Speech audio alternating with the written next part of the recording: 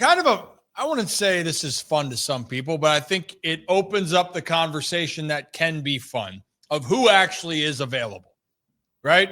Because I'm seeing in the chat here, by the way, of what's it going to take to get this player or that player? Could this player get moved? And one of the names, at least, that hasn't been talked about often, but I saw it pop up recently, was Adley Rutschman.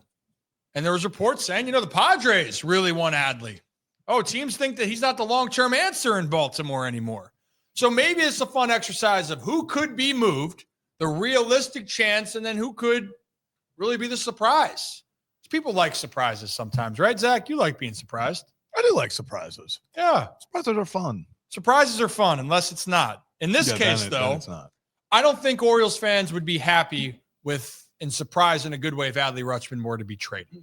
And I'll be honest, guys, I don't see where this is coming from at all, just because of the value of the player, of what he does, what he brings to the team. And I am buying that he's going to be back to an all-star caliber level. I think, can we get over the expectations of him to be Buster Posey and for him to be one of the best catchers of all time? Because that's what Buster Posey is. And that was the comparison that he got from the jump. But can we at least identify the Orioles have had 3 straight winning seasons since he came up? And he still is a very, very solid player that I think is going to start to turn it around. I know realistically, we just mentioned Brad, O'Hearn, Mullins. Yeah. I think a starter, Charlie Morton or Eflin or Sagano, none of that is a surprise, right? Are we good with that? I would be extremely sad if he left, but I know what the writing on the wall says. Yeah.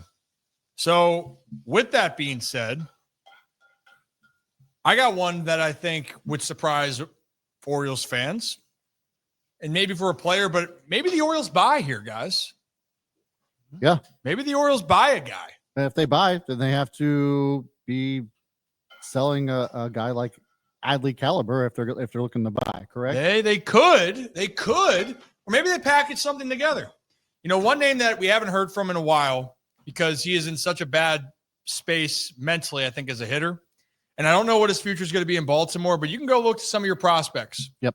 One prospect that's tearing it up down in AAA, Dylan Beavers, where you're wondering what team has a high valuation on him.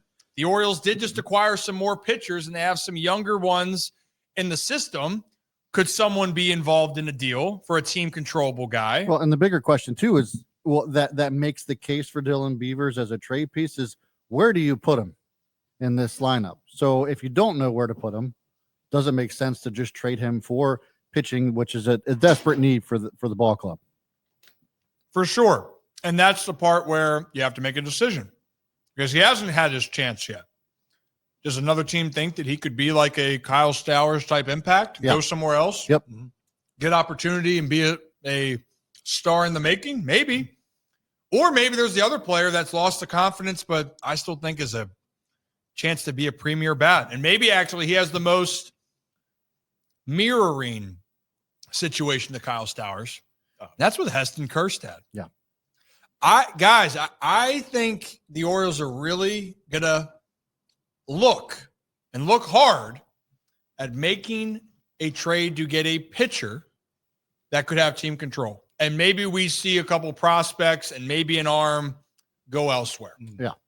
I think that maybe I wouldn't say that would be a surprise to me, but I think that's not what people are talking about of what a surprise in their mind would end up being. Like I don't think Adley's getting traded. Let me get that out of the way. I don't think that would be. And I don't even know what that package would even look like, because that one report, Zach, of saying that people would dangle Cease, who's gonna that would be the dumbest. I have no clue what an Adley package would be, but I can tell you it does not include Dylan Cease. I can tell you that for damn sure.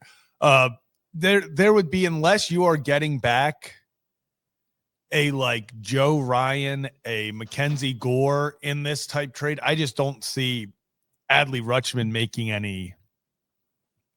It makes no sense to trade Adley Rutschman, especially because, I understand it's a down year, but you're still playing for 2026, and Adley is a part of the 2026 success.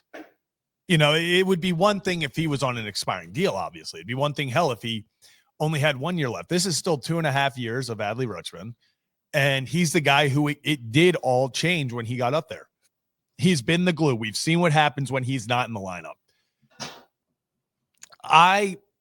If I'm Mike Elias, I have to get a phone call that just drops me to the floor. I'm so like, wow, you're serious about this?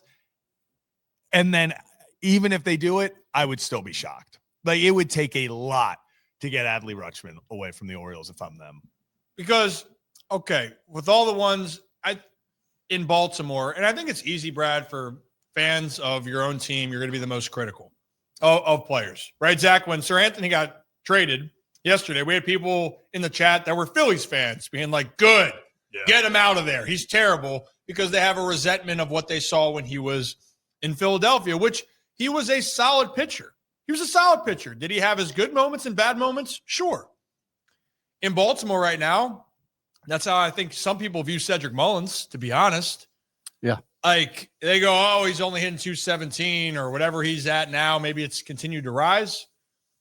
Cedric, over the last 3 years since he had that big 2021, well, he's still averaging 15 to 20 home runs a year, 15 or 20 to 25 doubles, and 30 stolen bases, and plays Gold Glove caliber defense. Yeah. And yeah, he's hit 230 over those last couple years. But is that a solid overall? Would you take that? Would a team want that? They would. Hell yeah. But Orioles fans maybe don't feel that same way. And Adley, for the last year, up until June, was having a really big struggle. Yeah. So, well, and my thing too about Seti, my argument for keeping him would be that he's a fan favorite. So, just the way that people love him, like they love other players, you could see Seti being around for a long time and becoming like a Oriole Hall of Famer type of player, Hall of Pretty Good type of player. But my other thing too is that he's also kind of the glue that keeps the team together. He's been there the longest. He's the longest tenured Oriole as of right now. I understand the why it would make sense to trade him. He's obviously in a contract year, but it could make sense to keep him too.